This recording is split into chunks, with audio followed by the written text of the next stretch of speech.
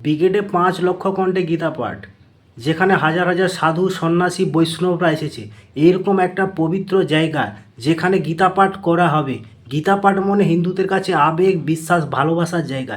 সেখানে যদি কেউ ভেজ প্যাটিস বলে চিকেন প্যাটিস খাওয়ায়, আর তাকে যদি এই হিন্দু ভাইটা যদি তাকে দুটো থাপ্পড় মারে, তৃণমূলীদের ভাষায় যদি সে ক্রিমিনাল হয়ে যায়, তো আমি ওই ক্রিমিনালকে সমর্থন করি।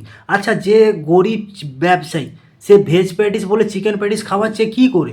চিকেন প্যাটিস বলে ভেজ প্যাটিস খাওয়ানোর কথা, এটা আপনারা একটু ভেবে দেখবেন এর উদ্দেশ্যটা কী।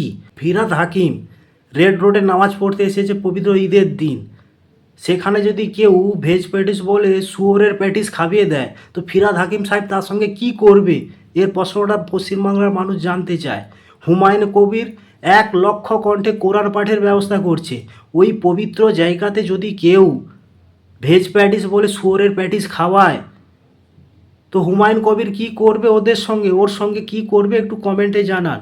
আর যে সকল তৃণমূলীরা এই বিষয়টা নিয়ে বড় বড় ফেসবুকে পোস্ট করছে এবং ক্রিমিনাল বলছে ওই ছেলেটাকে, আমি বলছি বাংলার প্রতিটা বাড়িতে বাড়িতে এইরকম ক্রিমিনাল তৈরি হচ্ছে 26-এ তোমাদেরকে সঠিক জায়গা বোঝানোর জন্যে।